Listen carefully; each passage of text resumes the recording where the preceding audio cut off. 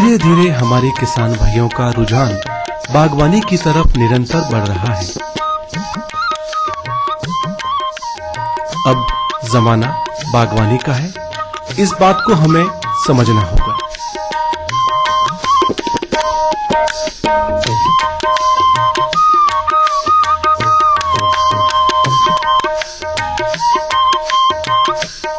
मारवाड़ में तो वैसे ही किसान भाइयों को सदैव पानी की समस्या से जूझना पड़ता है और उन्हें हर बार अच्छे मानसून की बाट जोहनी पड़ती है। इंतजार करना होता है अच्छे मानसून का, क्योंकि अच्छा मानसून ही अच्छी खेती के लिए आवश्यक होता है। ऐसी विषम और प्रतिकूल परिस्थिति में बहुत कम पानी वाली खेती यानी बागवानी ही लाभ का सौदा सिद्ध हो सकती है। इस बात को अपने जीवन का लक्ष्य बनाकर बागवानी की ओर अग्रसर हुए हमारे आज के सफलता की कहानी के सरताज किसान राधेश्याम कुमावत।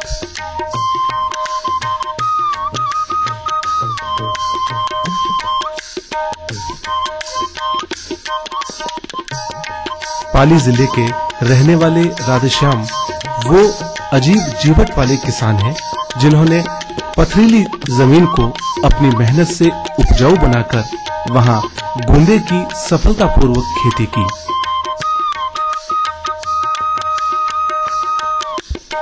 मारवाड़ में गूंदे यानी लसोड़ी की खेती आसानी से की जा सकती है, लेकिन मुश्किल होता है जब जमीन पथरीली हो।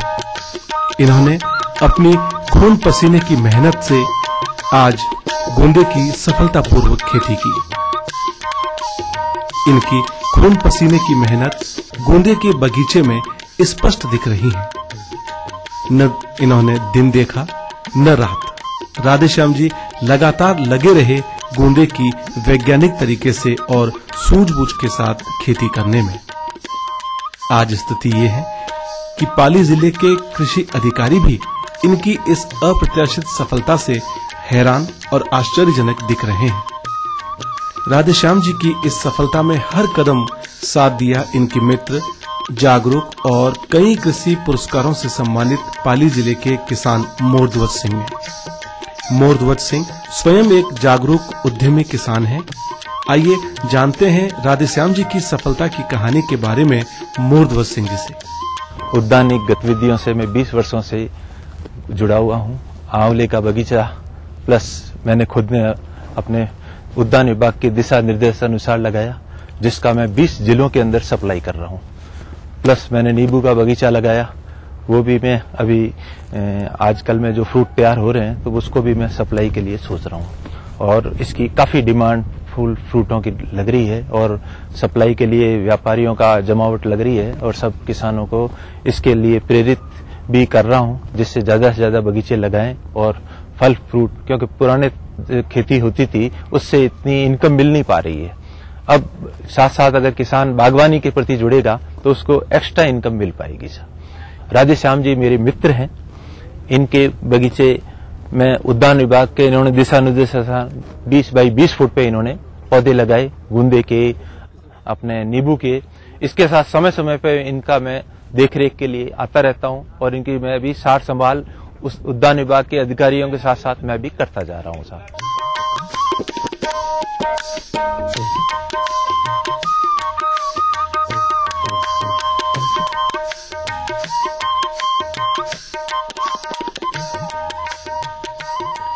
आज राधेश्याम जी को प्रति पेड़ करीब 400 से 450 किलो गूंदा प्राप्त हो रहे हैं, जो इनकी सूझबूझ से की गई खेती के प्रयासों को बयां कर रहे हैं। आज राधेश्याम जी बेहद खुश हैं, प्रसन्न हैं, संतुष्ट हैं गूंदे की खेती करके। आइए अब हम मिलते हैं राधेश्याम जी से और जानते हैं इनकी सफलता की कहानी इन्हीं की जुबानी। मैंने हायर सेकेंडरी तक पढ़ाई करने के बाद में मैं व्यापार के क्षेत्र में जाने की सोच करके मैंने पाली में दुकान शुरू की, जो कि मेरी आज भी सफलतापूर्वक चल रही है। और उसके बाद 2006 में मैंने यहाँ पर ये कृषि के क्षेत्र में कुछ काम करने के बारे में सोचा और फिर मैंने यहाँ पे ये जमीन खरीदी थी जो कि हमारे पास सुमेरपुर तहसील में सिंदरू में आई हुई है। और जिस टाइम मैंने जमीन खरीदी थी उस समय ये एकदम बंजर टाइप की जमीन थी। उसके पश्चात मैंने कृषि विशेषज्ञों से और उद्यान विभाग वाले अधिकारियों से और हमारे मित्र श्री मोरदर सिंह जी हैं उनसे सलाह लेकर के मैंने इसमें खेती नहीं करते हुए करके उसमें बागवानी का करने का फैसला लिया। और बागवानी में मैंने ये सोचा कि यहाँ पर जो जलवायु है उसके हिसाब से यहाँ मतलब कोई भी फलदार पौधे वगैरह अपन लगाएंगे तो उसके लिए पक्षियों से वगैरह रक्षा करने में हमारे को बहुत परेशानी आएगी। इसके लिए हमने इस गूंदे का और नींबू का चयन किया। तो गूंदा हमको ज्यादा सूटेबल लगा यहाँ पे। तो उसके लिए मैंने 2006 में उद्यान विभाग से मतलब पौधे लेकर के और यहाँ उनके सलाह लेकर के 6 मीटर बाय 6 मीटर में हमने खड्डे करवाए और 3 फुट गहरे और 3 फुट चौड़े खड्डे करवा के उनके अंदर नई मिट्टी दूर पहाड़ियों से ला करके उसमें भरवाई। और उसके बाद उद्यान विभाग से पौधे खरीद करके जो सब्सिडी से और यहाँ इनको स्थापित किया। और उद्यान विभाग के सहयोग से ही इसमें सिंचाई हेतु ड्रिप लगवाई। और ड्रिप लगाने के पश्चात हमारे मित्र श्री मोरदर सिंह जी के मतलब निर्देश में हमने इनमें कई तरह की दवाएं खाद वगैरह सभी कुछ इनको समय समय पर देते रहे। हमारे 5 कर्मचारी हमेशा परमानेंट यहाँ मेरे साथ में लगे रहते हैं। हम सब मिलकर के इनकी गूंदों की हमारे बच्चों की तरह इनकी सेवा करके हमने इनको इस मुकाम पे लाया है कि अब इस साल ये फल देने की स्थिति में आए हैं। ये देख लीजिए आप, ये अभी ये फल शुरुआत हुई है। दिसंबर में हमने इनके पत्ते तुड़वाए थे, अब ये फल आने की पोजीशन पे है। और अगर बाजार में हमको अच्छा भाव नहीं मिलेगा तो हम इसको सुखा करके इसको बेच देंगे। हमारे को सबसे ज्यादा इनको बड़ा करने में सबसे ज्यादा समस्या आई यहाँ के वातावरण की, जो कि यहाँ की मिट्टी में बिल्कुल कम उपजाऊपन होने के कारण से हमको काफी इसमें उर्वरक देना पड़ा। और उसके बाद में दूसरी समस्या इसमें जमीन में बहुत ज्यादा वो खरपतवार और ऐसा कचरा इस टाइप से उगता है बारिश के टाइम पे।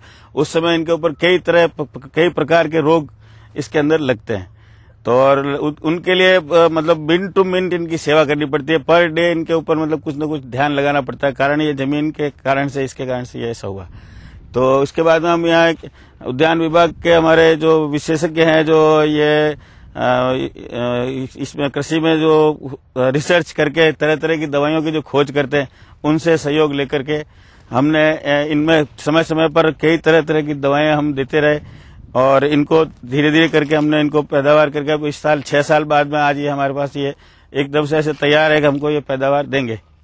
यहाँ जो अभी आपने देखा होगा कार्यक्रम, राधे श्याम जी के कुएं पर जो ये गूंदों का बगीचा लगा रखा है, इन्होंने बहुत ही मेहनत से, जबकि पहले ये भूमि थी जो बिल्कुल ही बंजर और पथरीली जमीन थी, इन्होंने बहुत ही लगन और मेहनत से काम करते हुए ये जो पौधे विषम परिस्थितियों में तैयार किए हैं, ये वाकई में काबिले तारीफ है।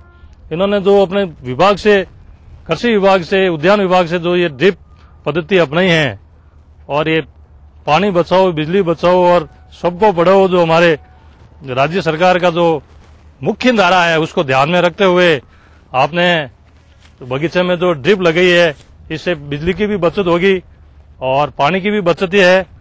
ये सारा कार्यक्रम बहुत ही बढ़िया आपने लगाया है।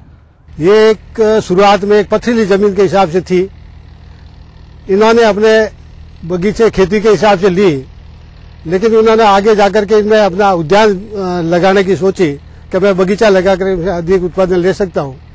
तो इसके लिए उन्होंने उद्यान विभाग से भी संपर्क किया। आखिर उनको एक नई दिशा मिली कि ऐसी जमीन में, पथरीली जमीन में लसोड़ा या ये गुंदा जिसे कहते हैं, इसकी खेती की जावे तो इसका अधिक लाभ मिल सकता है।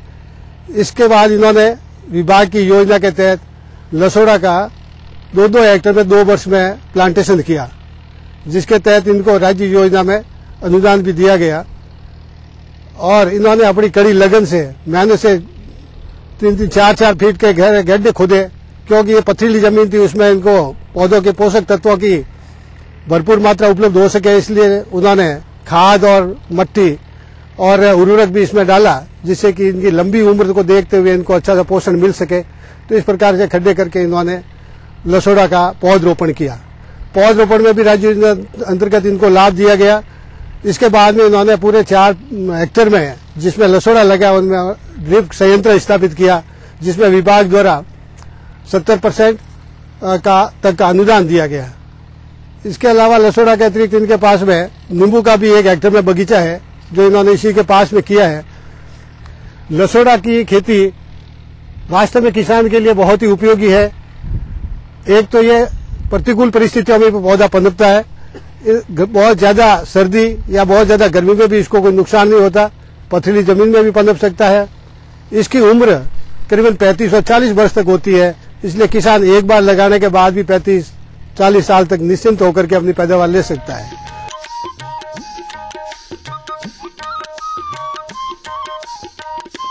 तो देखा आपने, किसान भाइयों, बागवानी का जमाना है और इसी बात को अपने जीवन का लक्ष्य बनाकर सफलता हासिल की हमारे आज के किसान राधेश्याम जी ने। हमें उम्मीद है आप भी राधेश्याम जी की ही तरह बागवानी करते हुए आगे बढ़ेंगे, आमदनी कमाएंगे और खेतीबाड़ी में नया इतिहास रचेंगे।